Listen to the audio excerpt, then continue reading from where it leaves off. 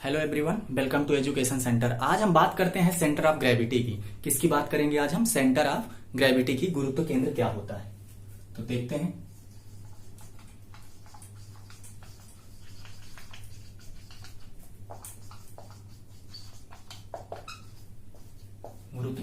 गुरुत्व केंद्र कोई एक ऐसा बिंदु होता है किसी वस्तु का ऐसा बिंदु जहां पर उसका वस्तु का पूरा भार उसके नीचे उस वस्तु का पूरा भार कार्य करता है। मान लो ये क्या है, इस गोले का जो सेंटर है, सेंटर पॉइंट इसी को क्या बोलते हैं हम? सेंटर ऑफ ग्रेविटी बोलते हैं। क्या बोलते हैं? सेंटर ऑफ ग्रेविटी बोलते हैं, सीओजी। ठीक है, सेंटर ऑफ ग्रेविटी, इसी को हिंदी में क्या बोलते हैं? गुरुत्व केंद्र। तो गोले का या सर्कल की जो गोला है, मान लो ये गोला है, तो गोले का जो सेंटर ऑफ ग्रेविटी हो कहाँ? बिल्कुल इसके अंदर बीच में। ठीक है, अब बीच वाला जब पॉइंट किसी भी मान लो कहीं पे रखा है, यहाँ पे जमीन पे ये रखा है, ठीक है, तो इसका भार बिल्कुल नीचे की तरफ काम करेगा इस पॉइंट पे। ठीक है, तो मीन्स आपको ये समझ में आ गया होगा गुरुत्व केंद्र क्या होता है। तो गुरुत्व केंद्र किसी भी वस्तु का एक ऐसा बिंदु होता है, एक ऐसा पॉइंट होता है जहां उसके नीचे क्या होता है? उस वस्तु का पूरा भार कार्य करता है। जैसे हम कोई दूसरी बॉडी लेते हैं, जैसे ये तो आपका गोला था, समझ में आ गया होगा। जैसे ये कोई एक पिंड है, ये तो जैसे यहां पे अगर हम इसके सेंटर पे बात करें तो ये होगा,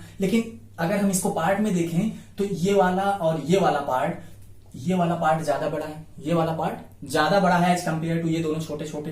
तो इसका जो सेंटर ऑफ ग्रेविटी होगा यहां पे नहीं होगा, यहां पे नहीं होगा। फिर इसका सेंटर ऑफ ग्रेविटी थोड़ा सा इधर, इसको बैलेंस। मींस कहने का मतलब ये है, अगर आप ये मार्कर देख रहे हो तो इस साइड आपकी पतली नोक है इस मार्कर की और इस साइड मोटा है, तो अगर हम बैलेंस करेंगे तो इसका 50% पे बिल्कुल बैलेंस नहीं होगा। अगर हम यहां पे रखें इसको तो ये नहीं रुकेगा, लेकिन कहीं यहां पे देखेंगे तो ये रुक जाएगा। मींस एक ऐसा बिंदु जहां से उस वस्तु पर रखने पर उसका पूरा भार उसी पॉइंट पे मिलता है, बाकी जगह क्या हो जाती है? फ्री हो जाती है। उस बिंदु को बोलते हैं गुरुत्व केंद्र।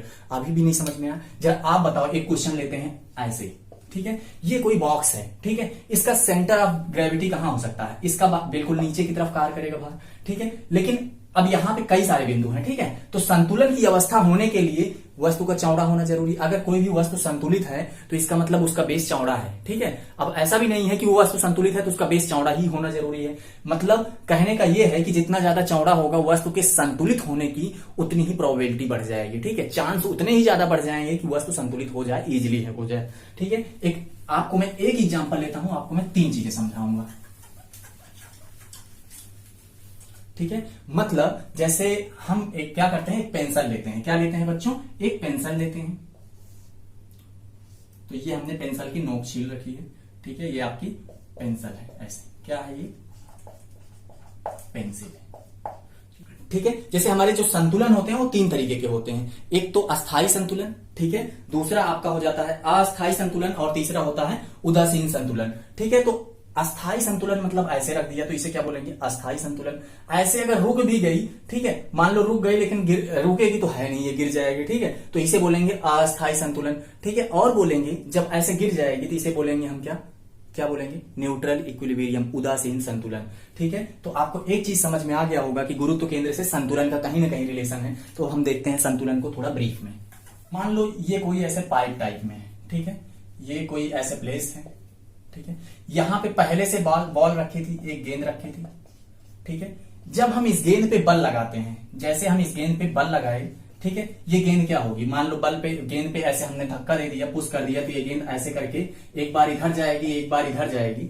ठीक है, उसके बाद फिर से आके लास्ट में क्या हो जाएगी? इसी प्लेस पे रुकेगी कि नहीं रुकेगी? इसका यही प्लेस होगा। कहने का मतलब ये है कि जैसे ये गेंद है, ठीक है, अब इस गेंद में क्या करेंगे? हम एक बल लगाएंगे। अब ये क्या होगी? इधर उधर गेंद मूव करेगी और फाइनली क्या हो जाएगी? फिर से इसी प्लेस पे आ जाएगी। फाइनली ये रिजल्ट निकल के आ रहा है कि किसी वस्तु पे अगर हम डिस्टरबेंस देते हैं, किसी वस्तु को हम डिस्टर्ब कर देते हैं, उस पर बल लगा देते हैं, ठीक है, तो वो अपना जगह तो चेंज करती है, लेकिन फाइनली आफ्टर सम टाइम वो रीगेन कर लेती है अपनी ओरिजिनल पोजीशन को। ठीक है, कहने का मतलब जो आपकी मान लो ये कोई वस्तु थी, इस पे बल लगाने से पहले, ठीक है, लगाने से पहले जहां थी वही है। ठीक है, बल लगाने के बाद यहां पे क्या हुआ? ये मूव किया, लेकिन आफ्टर सम टाइम ये फिर क्या कर लेगी? उसी पोजीशन पे आ जाएगी। इसको बोलेंगे हम अस्थाई संतुलन। मींस उसी जगह पे ही रहेगी, वस्तु संतुलित हो जाएगी, चाहे आप जितना डिस्टर्ब कर लो, लेकिन वो घूम फिर के वहीं पे आके रुकेगी। उसे बोलते हैं अस्थाई संतुलन। लेकिन अगर यही वस्तु, अब इसी डायग्राम में देखो आप, अगर ये डायग्राम कुछ ऐसा है, मान लो ये कोई ऊंचाई है, पहाड़ है या कोई कहीं पे है, ये यहाँ पे एक गेंद रख दिया, ठीक है, यहाँ पे एक गेंद रख दिया। अब इस पे जैसे ही बल लगाए हम, ठीक है, इस पे जैसे ही बल लगाए या तो ये इधर चली जाएगी, ठीक है, या तो फिर इधर चली जाएगी। अगर इधर से बल लगाएंगे तो इधर चली जाएगी, इधर से लगाएंगे तो इस साइड चली जाएगी। अब बल जब गेंद इधर चली जाएगी तो जरा बताओ आप ऊपर कैसे आएगी? आएगी ही नहीं, ठीक है। और आएगी भी मान लो उछल के तो यहां नहीं आ पाएगी। जब यहां नहीं आ पाएगी तो गेंद अपने प्रारंभिक स्थान पे वापस नहीं लौट पाएगी। इसे बोलेंगे हम क्या? अस्थाई संतुलन। अस्थाई मतलब उसका कोई एक निश्चित प्लेस नहीं है। जैसे ही बल लगाया वो क्या हुआ? अपने आप को चेंज कर लिया, दूसरी जगह पे चली गई, ठीक है, और वापस उस जगह पे नहीं आ पाना ही क्या कहलाता है? अस्थाई संतुलन, ठीक है। अब तीसरी बात करते हैं। तीसरी बात में क्या होगा? मान लो कोई ऐसा प्लेस है, कैसा प्लेस है? बिल्कुल ऐसा फ्लैट है, मान लो मैदान है। मैदान पे हमने क्या किया? गेंद फेंक दिया, ठीक है। अब गेंद फेंक दिया, पहले गेंद यहां थी, फेंकने के बाद गेंद यहां पे आ गई, ठीक है, तो इसे बोलेंगे फिर से ये संतुलित ही हो गई, ठीक है, प्लेस वैसे ही है, ठीक है, उसका सीधा सीधा नीचे की तरफ ही वर्क कर रहा है, ठीक है, नीचे की तरफ ही इसका जो वेट है, भार है, वो नीचे की ही तरफ काम कर रहा है, बस जगह बदल गई, लेकिन यहां पे भी ये संतुलित हो गई, यहां पे भी संतुलित हो गई, वैसे ही प्लेस है। इसे बोलते हैं हम क्या? Neutral equilibrium. क्या बोलते हैं? Neutral equilibrium. मतलब जो तीसरा था आपका, तीसरा क्या था? उदासीन, उदासीन संतुलन, ठीक है। तो ये आपको ये तीनों समझ में आ गए होंगे, ठीक है। हमने क्या बताया? हमने आपको ये बताया कि तीन तरीके का संतुलन होता है। एक तो अस्थाई संतुलन होता है, दूसरा अस्थाई संतुलन होता है, और तीसरा उदासीन संतुलन होता है, ठीक है। उदासीन संतुलन में एक जगह से दूसरी जगह विस्थापित हो जाती है। अब इसका और भी एग्जांपल है, जैसे आपकी कार है, ठीक है, रोड पे चल रही है, एक जगह से दूसरी जगह चली गई, वो उदासीन में संतुलित हो गई, ठीक है। गेंद का एग्जांपल हमने ले लिया, पेंसिल का एग्जांपल ले लिया कि नोक पे जब हम इसको रखेंगे तो ठीक है, उस पे हल्का सा भी डिस्टर्ब करेंगे, मान लो ये नोक पे ऐसे खड़ी कर लिया हमने कैसे भी कोशिश करके, ठीक है, बाय डिफॉल्ट खड़ी हो गई, लेकिन जैसे हम इस पे हल्का सा भी प्रेशर देंगे ये क्या हो जाएगी? गिर जाएगी, मतलब वापस अपने आप नहीं आ पाएगी, ठीक है। उसे क्या बोलेंगे? अस्थाई संतुलन बोलेंगे। उसका संतुलन तो एक बार हो गया था, आपने कर दिया था, बट उसका संतुलन अस्थाई नहीं रहा था। जैसे ही आपने बल लगाया उसका संतुलन बिगड़ गया, दूसरी जगह चला गया, ठीक है। लेकिन पहले की बात हमने ऐसे कर दिया, मान लो हल्का सा भी इस पे हल्का हल्का किया, ठीक है, तब भी नहीं गिरा, ठीक है। दूसरा एग्जांपल हमने ये वाला लिया था कि गेंद को जैसे आपने किसी बक्से के अंदर या कोई ऐसा शेप वाला जगह है, ऐसे पोजीशन है इसकी, ठीक है, इसमें हमने गेंद फेंक दिया और उसके बाद क्या हुआ? गेंद घूमी तो जरूर इस पे बल लगाने के बाद, लेकिन फाइनली वहीं आके रुकी। इसे बोलते हैं अस्थाई संतुलन। तो तीन प्रकार के संतुलन आपको हमने समझा दिए, ठीक है। वेट क्या होता है? वेट की यूनिट क्या होती है? जरा बच्चों बताओ आप। पिछली क्लास में हमने आपको बताया था कि वेट की यूनिट क्या होती है? W is equal to M into G होती है। M क्या है? आपका द्रव्यमान है, द्रव्यमान है। G आपका क्या है? ग्रेविटी है, ठीक है, ग्रेविटी है। इसकी वैल्यू कितनी होती है? 9.8 मीटर पर सेकेंड स्क्वायर होती है, ठीक है। M क्या है? द्रव्यमान है, मास है, ठीक है, ये आप ध्यान रखना। इसकी यूनिट की बात करें तो इसकी यूनिट क्या होती है? न्यूटन होती है, ठीक है, न्यूटन होती है। या फिर क्या बात करें, अगर यहां से निकालते हो आप तो क्या हो जाएगा? किलोग्राम मीटर पर सेकेंड स्क्वायर। तो एक रिलेशन और आपको आ जाता होगा कि 1 न्यूटन बराबर 1 किलोग्राम मीटर पर सेकेंड स्क्वायर। कई बार क्वेश्चन आपके पेपर में ये पूछा गया है, ठीक है, तो ध्यान रखिएगा, ठीक है। आगे बढ़ते हैं और एक क्वेश्चन देखते हैं, और आपको मैं एक एग्जांपल समझाने की कोशिश करता हूं कि जैसे आपके सामने एक स्प्रिंग है, ठीक है, एक स्प्रिंग है, वो क्या है? इक्विलिब्रियम कंडीशन में हो सकती है, यानी इक्विलिब्रियम कंडीशन में भी वो हो सकती है। जैसे स्प्रिंग की मटेरियल से बनी किस मटेरियल की है वो उस पर भी डिपेंड करेगा। बट हम मान लेते हैं जो नेचुरल स्प्रिंग है उस ऐसे है कुछ, ठीक है। इस पे हमने कोई एक बल लगाया F, ठीक है, खींचा, लेकिन ये फिक्स है, ये फिक्स पॉइंट है जहां पे ये स्थिर है, मान लो कोई दीवार में बांध रखा है, ठीक है। स्प्रिंग को अगर आप खींचते हो तो थोड़ी देर बाद स्प्रिंग क्या करेगी? झंझना के ऐसे क्या करेगी? वापस आ जाएगी, अपने ही स्थान पे आ जाएगी। जो अपने ही स्थान पे आ जाएगी तो इसमें क्या हो जाएगा? स्प्रिंग क्या हो जाएगी? संतुलित हो जाएगी। लेकिन अगर यही स्प्रिंग बढ़ जाती, किसी दूसरे मटेरियल की बनी होती, ठीक है, स्प्रिंग बढ़ जाती तो क्या हो जाता? स्प्रिंग बढ़ने के बाद ये क्या हो जाएगी? अनस्टेबल हो जाएगी, इसकी स्टेबिलिटी मतलब उस पोजीशन पे नहीं आ पाएगी, ठीक है। और बात कर लेते हैं फोर्स की। तो जो फोर्स आपका होता है, बल जो होता है, ठीक है, बल जो होता है, अस्थाई संतुलन के लिए जो टोटल समेशन ऑफ इक्विलिब्रियम बल होता है वो 0 होता है। 0 का मतलब ये है कि कोई भी वस्तु है उस पे जितना नीचे की तरफ बल कार्य कर रहा है उतना ही ऊपर की तरफ, तभी वो उस पोजीशन पे रखी गई है। मान लो F1 ये है, F2 ये है, तो F1 अगर F2 बराबर है, ठीक है, F1 बराबर F2 बराबर है तो क्या हो जाएगा? अस्थाई संतुलन हो जाएगा। और अगर ये बराबर नहीं है, ठीक है, बराबर नहीं है F1 बराबर F2 तो क्या हो जाएगा? अस्थाई संतुलन हो जाएगा, ठीक है। इतनी बात आपको ध्यान रखनी है, ठीक है। तो आगे बढ़ते हैं। आगे आज हम बात करेंगे बच्चों, ये चैप्टर यहीं पे क्लोज हो जाता है। अगली हम बात करते हैं वर्क पावर एनर्जी, एक बहुत ही फेबुलर चैप्टर है। यहां से हर बार कम से कम 2 नंबर की फिजिक्स में पूछा जाता है क्वेश्चन। ठीक है, वर्क एक ऐसा टॉपिक है जो आपके लिए हमेशा फिजिक्स में पूछेगा, चाहे आप एसएससी देने जा रहे हो, रेलवे कोई भी एग्जाम देने जा रहे हो, वहां आपसे वर्क का क्वेश्चन जरूर पूछा जाएगा। ठीक है, तो चलो स्टार्ट करते हैं वर्क।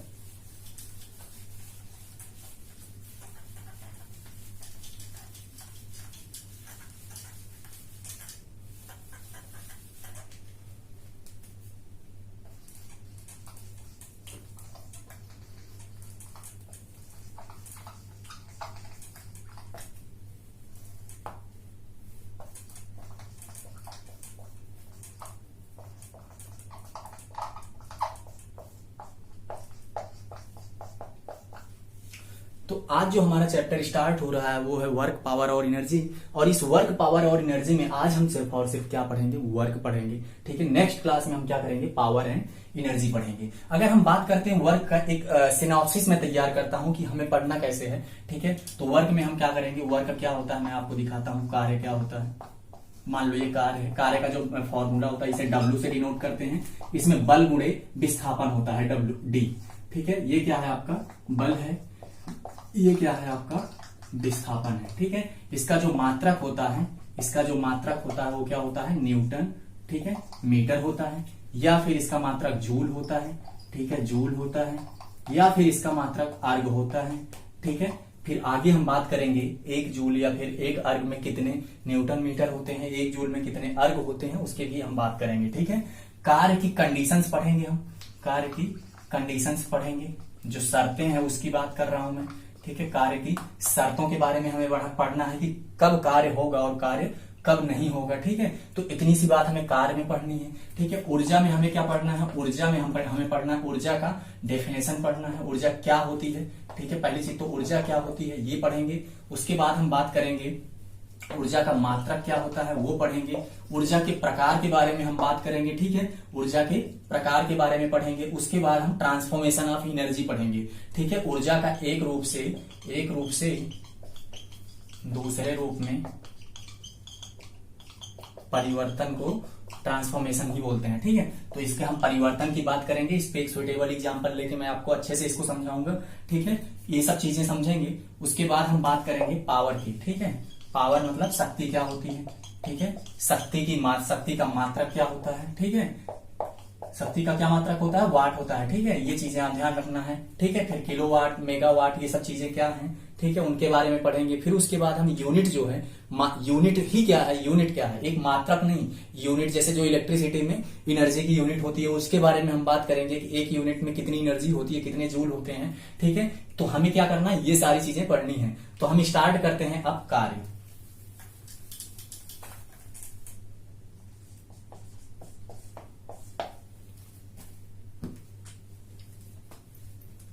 ठीक है, कार्य क्या होता है, वर्क क्या होता है। ठीक है, तो बल और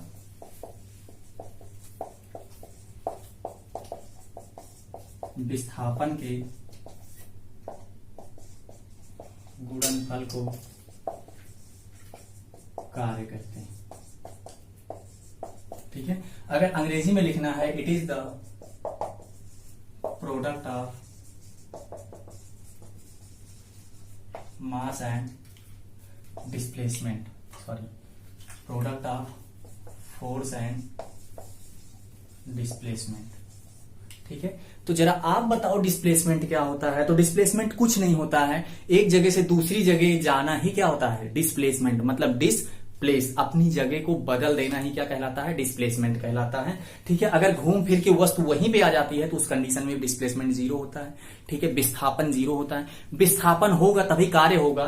ठीक है, विस्थापन नहीं होगा तो कार्य नहीं होगा। जैसे हम बात कर रहे हैं, दिमाग से कोई चीज पढ़ी गई हो, ठीक है, दिमाग से कोई किया गया कार्य नहीं होता है। ठीक है, जैसे आप बहुत सारी रात भर जग के पढ़ाई करते हो लेकिन कोई कार्य करते हो नहीं करते हो। अगर आप 5 किलोमीटर दूर जाके वापस अपनी ही स्थान पर, अपने ही पोजीशन पे आ जाते हो तो आपने कोई कार्य किया नहीं किया। ठीक है, तो ये सब कुछ साइंस के जो रूल है, जो नियम है, ऐसे ही क्वेश्चन आपके एग्जाम में पूछे जाते हैं डायरेक्ट। ठीक है, एग्जाम्पल टाइप में कि जैसे 5 किलोमीटर मोहन गया, ठीक है, और फिर उसी स्थान पर आ गया तो मोहन ने कितना कार्य किया। ठीक है, और बल भी दे दिया, इतना न्यूटन बल खर्च किया उसने, लगाया उस पे, ठीक है। तब आप या तो कैलकुलेशन करोगे या तो आपका कॉन्सेप्ट मजबूत है तो आप सीधा बता दोगे कि उसने कोई कार्य नहीं किया, ठीक है। तो उसी चीज की हम बात कर रहे हैं, ठीक है। तो आपको क्या ध्यान रखना है, बल और विस्थापन के गुणनफल को क्या कहते हैं, कार्य कहते हैं। इसको हम एक एग्जाम्पल के थ्रू समझते हैं। मान लो ये कोई क्या, मान लो प्लेन है, ठीक है, कोई ये पृथ्वी है, तल है, इस पे एक वस्तु रखी गई है। क्या है बच्चों, वस्तु रखी गई है। वस्तु पे हमने क्या लगा दिया, बल लगा दिया, ठीक है। जैसे ही बल लगाया ये वस्तु क्या चली गई, इधर से इधर चली गई, अपना जगह बदल दिया, अपना स्थान क्या कर दी, परिवर्तित कर दी। अब कहां पे आ गई वस्तु, यहां पे आ गई। वस्तु की ये प्रारंभिक स्थिति थी, ये प्रारंभिक स्थिति थी, और ये क्या है, इसकी अंतिम स्थिति है। जब ये वस्तु की प्रारंभिक स्थिति यहां थी, अंतिम स्थिति यहां है, यहां पे क्या किया, सिर्फ इस स्थिति में आने के लिए क्या हुआ, बल लगाया गया, ठीक है। तो बल लगाया गया, वस्तु कहां पे आ गई, दूसरी पोजीशन पे आ गई।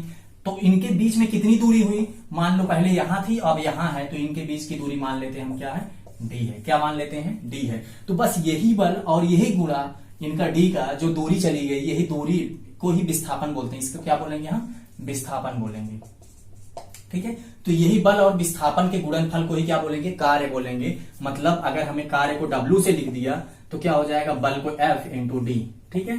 तो F इंटू डी, डब्ल्यू बराबर F इंटू डी। डब्ल्यू क्या है आपका, कार्य है, ठीक है।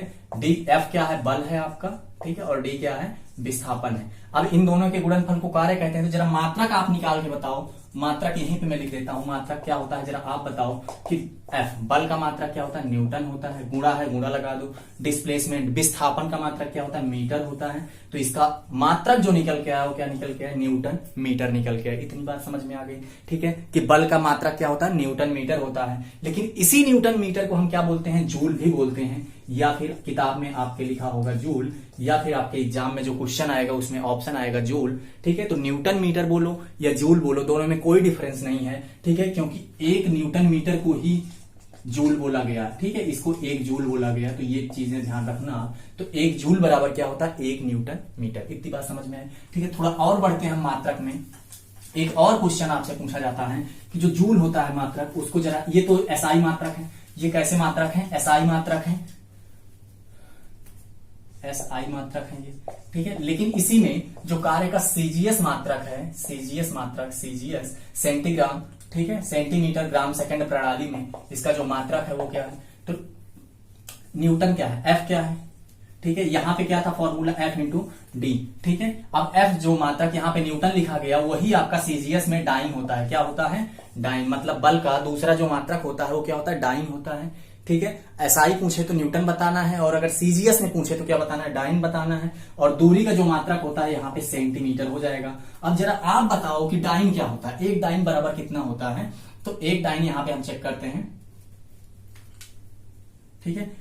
जो आपका एफ होता है एम इंटू ए होता है। जरा आप बताओ, पिछले न्यूटन का सेकंड रूल यही था। यहाँ पे किलोग्राम की जगह क्या लिखेंगे, हम ग्राम लिखेंगे। और एक्सेलरेशन में मीटर पर सेकंड लगाते थे, यहाँ पे हम क्या लगाएंगे, सेंटीमीटर पर सेकंड स्क्वायर लिखेंगे, इतना लिखेंगे। अब यहाँ पे आप मल्टीप्लाई करोगे, ठीक है, तो ये क्या हो जाएगा, ग्राम सेंटीमीटर पर सेकंड स्क्वायर इंटू सेंटीमीटर। अब सेंटीमीटर से सेंटीमीटर का गुणा हो जाएगा तो हो जाएगा gram centimetre square upon second square. इसे क्या बोलते हैं, यहां पे इसका मात्रक क्या था, जूल था। अब यहां पे ये क्या हो गया, अर्ग हो गया, ठीक है। इतनी बात समझ में आई। तो आपसे दो चीजें ध्यान रखना, एक डाइन बराबर 1 ग्राम सेंटीमीटर पर सेकंड स्क्वायर होता है, एक पॉइंट ये आपका निकल के आ गया।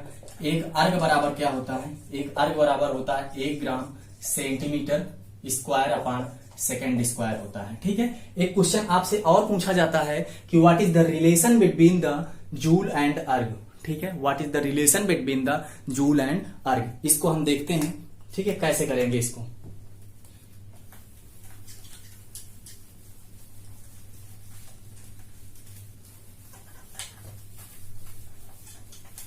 तो इसमें सिंपल सा आप कुछ मत करो, एक जूल लिखो पहले, एक जूल लिखो। एक जूल बराबर क्या होता है, एफ इंटू डी ही तो होता था, एफ इंटू डी। इसका मतलब क्या होता है, न्यूटन, इसका मतलब होता है मीटर, ठीक है। इतनी बात समझ में आई, ठीक है। न्यूटन की जगह, एक न्यूटन में कितने डाइन होते हैं, इसको हम क्या कर लेते हैं, न्यूटन को हम क्या लिख देते हैं, kilogram metre per second square into metre, हम इसमें कन्वर्ट कर देंगे, ये हो जाएगा kilogram metre square upon second square. इतने करने में कोई दिक्कत तो नहीं है। न्यूटन को इस फॉर्मेट में लिख दो, क्योंकि 1 न्यूटन बराबर क्या होता है, 1 kilogram metre per second square होता है। हमने क्या कर दिया, न्यूटन की जगह इसको बदल दिया, ठीक है। 1 जूल बराबर 1 न्यूटन मीटर तो होता है ना, इतना तो समझते हो ना।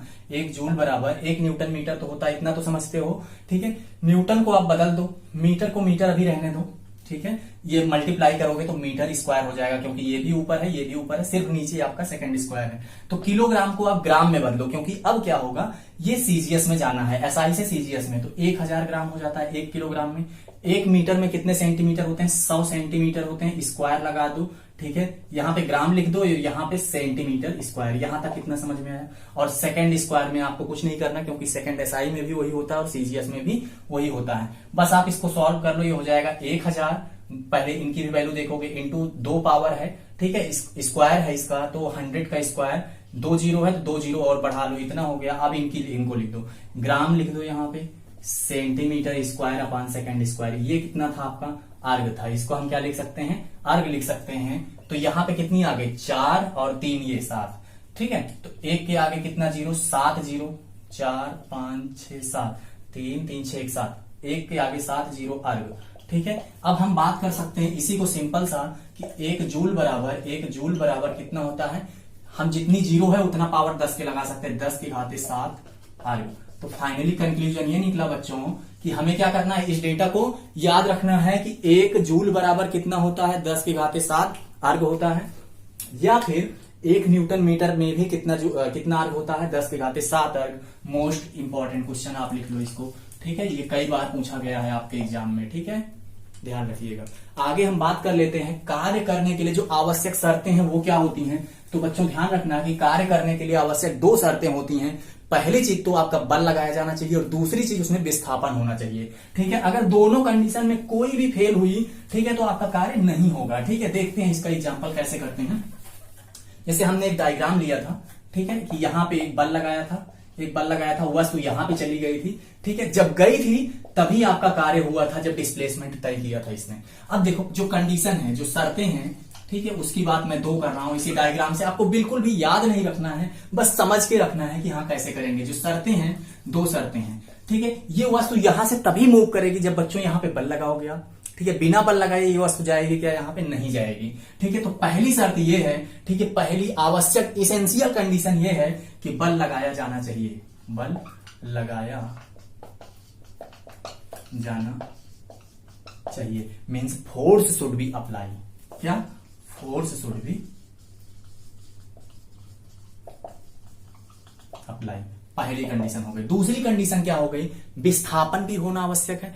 फोर्स कितना भी लगा लो, ठीक है, कोई पहाड़ है उस पर आप बल लगा लो, वो पहाड़ जाएगा क्या, नहीं जाएगा, ठीक है। तो बल लगाना उतना जरूरी है कि वो विस्थापन हो जाए, ठीक है। अगर बल लगाया आपने, विस्थापन नहीं हुआ तो कार्य नहीं होगा। मतलब दोनों की दोनों कंडीशन एकदम फुलफिल होनी चाहिए, दोनों में से एक भी फेल होना नहीं मांगता है यहां पे, ठीक है। मीन्स क्या है कहने का कि विस्थापन होना चाहिए,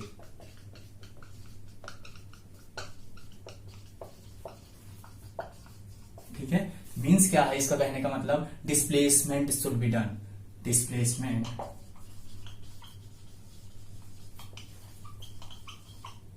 शुड बी डन। अगर डिस्प्लेसमेंट नहीं हुआ तो कार्य नहीं होगा, और अगर बल नहीं लगाया तो कार्य तो पॉसिबल है ही नहीं। तो 2 कंडीशन थी, ठीक है, वो दोनों ध्यान रखना। अब बात कर लेते हैं बच्चों, ये जो आपका कार्य है वो कैसी क्वांटिटी है, स्केलर है या वेक्टर है, ठीक है। हमने शुरू से ही आपको पहली क्लास से ही ये चीजें सिखा रखी हैं, ठीक है, कि स्केलर क्या है, अदिश राशि क्या है, सदिश राशि क्या है। तो जरा आप बताओ यहाँ पे देख के कि जो आपका कार्य है वो क्या है, अदिश है या सदिश। तो फॉर्मूला लिखो जल्दी से और बताओ जल्दी, फॉर्मूला क्या होता है। सारा गेम पूरा फॉर्मूले पे ही चल रहा है, तो फॉर्मूला बिल्कुल नहीं भूल सकते हो आप, F × D, ठीक है।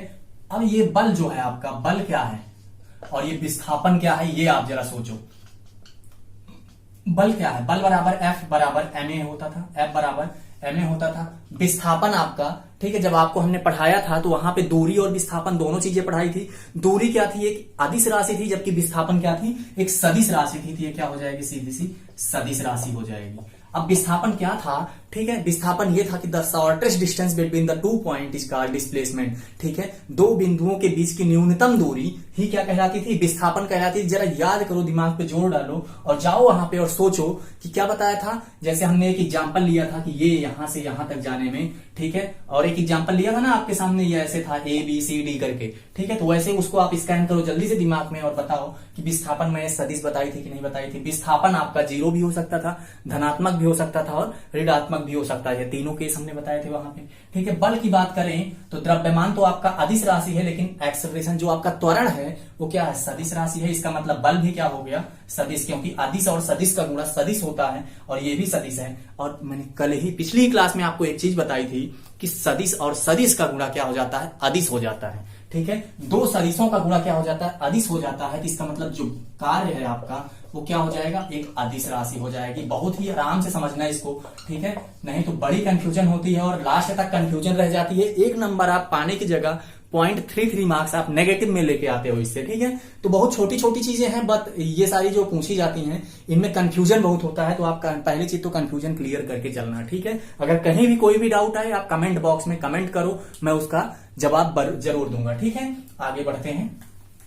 तो कार्य होने के लिए आपने 2 आवश्यक शर्तें कर ली, ठीक है। कार्य कब होगा कब नहीं होगा, जरा आपसे मैं क्वेश्चन पूछूंगा, आप खुद जवाब दोगे कि कार्य कब होगा। जैसे कोई आदमी है, ठीक है, कोई आदमी है, खड़ा है, ठीक है, कुली है, मान लो कोई कुली है और वो खड़ा है, ठीक है। उसके सर पे क्या है, एक बैग है और बैग लेके खड़ा है, ठीक है।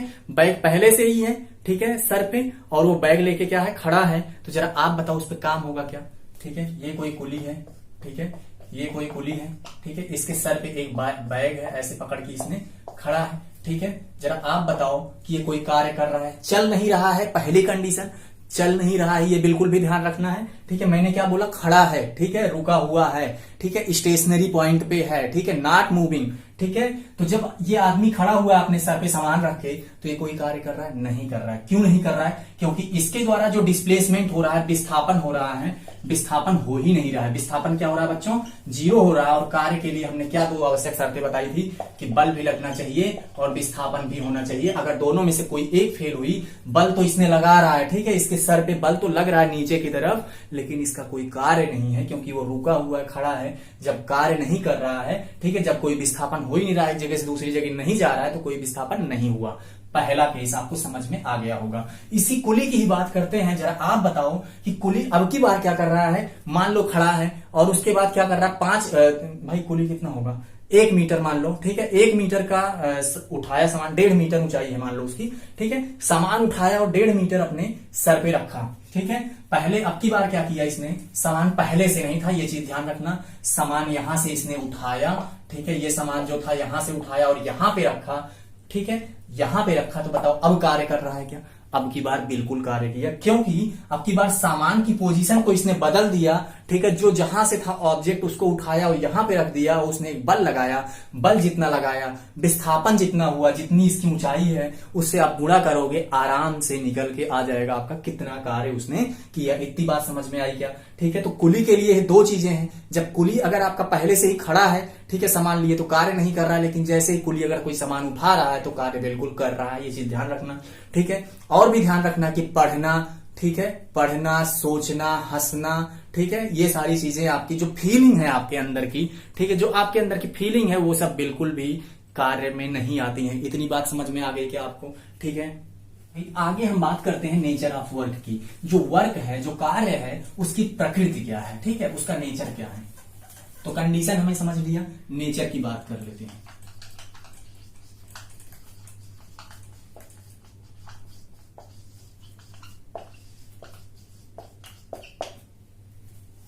तो ध्यान से समझना दोस्तों, प्रकृति का मतलब होता है नेचर। उसका नेचर कैसा है, उसका नेचर 3 ही हो सकता है कि या तो कार्य धनात्मक हो सकता है, कार्य क्या हो सकता है, पॉजिटिव हो सकता है, या तो कार्य नेगेटिव हो सकता है, या तो कार्य ऋणात्मक हो सकता है, या तो कार्य 0 हो सकता है, या तो कार्य 0 हो सकता है। 3 केस हो गए, ठीक है। कार्य पॉजिटिव होगा, कार्य नेगेटिव होगा और कार्य 0 होगा। 3 कंडीशन आपको समझ में आ गई। कार्य पॉजिटिव कब होगा और कार्य नेगेटिव कब होगा, उसके बारे में हम बात करते हैं। तो जब आपका direction of force and the direction of motion of the object same रहेगी। कहने का क्या मतलब है? कहने का मतलब ये है दोस्तों कि एक बॉक्स यहाँ पे था, जब यही बॉक्स जब इस पे बल लगाया गया, तो ये बॉक्स कहां चला गया? इधर चला गया। मींस अगर बल की दिशा देखें तो यही है, विस्थापन की दिशा देखें तो यही है। जब बल और विस्थापन की दिशा एक ही हो तो कार्य क्या होगा? धनात्मक होगा। तो कार्य धनात्मक होगा। इतनी बात समझ में आई क्या कि force and displacement should be in the same direction. ठीक है, means the direction of the force and the direction of the motion of the object. ठीक है, direction of the force and the direction of motion of the object, ठीक है, will be same. ठीक है, same होनी चाहिए। अगर same नहीं है, क्या होनी चाहिए? फिर सेम नहीं होगी तो कार्य धनात्मक नहीं होगा। ठीक है, तो धनात्मक होने के लिए कंडीशन समझ में आई, दोनों एक ही डायरेक्शन में होनी चाहिए। दूसरा एग्जांपल यहीं पे लेते हैं। ठीक है, ये मान लो कोई बॉक्स था, इस पे हमने बल लगाया, बॉक्स अब की बार कहां आ गया? इधर आ गया, उल्टा आ गया। अब इसको कैसे समझोगे? कैसे हो सकता है? जैसे अगर देखोगे तो पुश पुल की बटन लगी होती है गेट पे। ठीक है, जब आप दबाते हो, ठीक है, तो आपकी तरफ कोई चीज आती है, कभी जैसे कुछ ऐसे ही मैं बोल रहा हूं, या फिर आप दरवाजा ओपन करते हो, तब आप समझ गए होगे मैं क्या कह रहा हूं। बल लगाते हो, ठीक है, तो उसमें एक खटका होता है जो आपको पीछे की तरफ आता है, मतलब बल आप उधर लगा रहे हो और खटका इधर की तरफ आ रहा है, उसे क्या बोलते हैं? Negative work done. वहां पे कहने का मतलब ये लिखो आप, जब बल और विस्थापन की दिशा बिल्कुल विपरीत हो। बल और विस्थापन की दिशा क्या लिखना है?